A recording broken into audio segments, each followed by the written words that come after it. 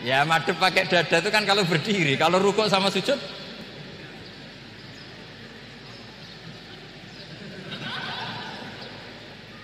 Loh itu ulama itu jelimet gitu. Makanya jarang yang menekuni profesi ulama itu. Karena menekuni proposal banyak, karena memang susah. Jadi ulama itu orang yang cara berpikir sudah aneh. Sehingga mereka detail, maksudnya menghadap itu apa ukurannya. Ukurannya kalau berdiri ya dada, tapi nggak bisa kamu katakan at-tawajjuh bisodri aturan dalam sholat, fikuli sholat. Pertanyaannya lah kalau rukuk sama sujud, dadanya menghadap kemana coba? Maka itu ilmu yang sudah jelimet. Nah ulama usul fikih, ulama yang nggak mau salah per detail hukum. Sehingga menurut Imam Rafi'i, misalnya kalau beliau ditanya sujud itu gimana ya, asal watul jabhah ya sujud. Tapi kalau menurut Imam Nawawi harus melibatkan 7 apa? Anggota, yaitu al-jabhah, wal yaden, wal rukbaten, wal qadamen. Oke, Imam Nawawi kita ikuti. Tentu keseharian kita pakai Imam Nawawi, yaitu berdasar hadis umirtu an asjuda ala sab'ati a'dumin al-jabhah, wal yaden, wal rukbaten, wal qadamen. Berarti berapa? 7. Tapi pernah saya cek di kitab karangannya Imam Syafi'i, ketika beliau ngendikan saya suka kalau orang sujud itu melibatkan 7 anggota berdasar hadis ini. Tapi kata beliau wayah tamilu, dan bisa saja sujud yang watul jabhah itu sudah cukup. Kata Imam Syafi'i, limadza, karena Nabi ketika sujud itu hanya ngendikan begini, sajadalaka wajhi wa sam'i wa basori. Gak ada di hadis wayadi warubati wakodami. Ya sudah akhirnya. Nah itu sudut pandang. Terus gugatan kedua begini. Ada orang muslim yang sujud sama berhala. Untuk menjadi murtad itu harus 7 anggota apa cukup watul jabhah alal ardi? Untuk sah menjadi murtad itu. Untuk sah menjadi murtad cukup watul jabhah alal ardi harus 7 anggota. Untuk keabsahan murtadnya itu. Tidak jawab. Makanya ini tugas dosen-dosen ini meminterkan ini. Karena namanya sudah faqih. Faqih itu ahli fikih yang detail, namanya faqih. Kalau ini mutafaqih. Jadi bukan tafakuha tapi tafakuha, kayak tamarodo.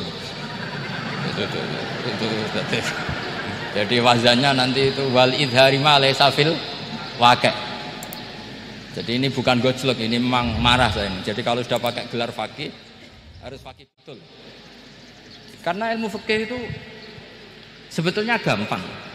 Sampean kalau ngaji i'anah itu kelihatan fikih itu gampang karena ada logika yang terbangun. Misalnya begini, orang kalau tawaf itu disuruh agak jauh dari Ka'bah.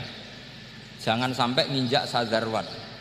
Karena sadarwan itu pondasi itu ikut Ka'bah. Kenapa begitu? Ya jenenge ra muteri Ka'bah, ide-ide Ka'bah. Jadi sebetulnya sederhana logikanya. Sing jenenge muter itu di luar itu kita muter. Nah kalau nginjak pondasinya namanya gak muteri Ka'bah tapi ide-ide Ka'bah. Ya jadi sederhana sebetulnya, ya masuk akal. Jadi fikih itu enggak ada yang iskal, sebetulnya masuk akal. Tapi karena kita nekuni itu tidak serius, maka terus jadi paradok. Saya beri contoh lagi, ini sebagai penghormatan saya sama Ki Mas Bukin, karena ini sudah namanya fakih. Kalau ada ayam jago ditabrak truk, terus kejet-kejet, andaikan dibiarkan pun mesti mati, karena gerakannya sudah harokatul matbuh. Terus kamu sembelih, itu halal apa enggak? Enggak jawab, ayam jago loh. Kalau kamu katakan halal, dia sudah tidak punya hayatun mustaqirrah, kehidupan yang permanen. Andaikan kamu biarkan pun 1 menit lagi meninggal. Kejet-kejet kan mau prosedur saja.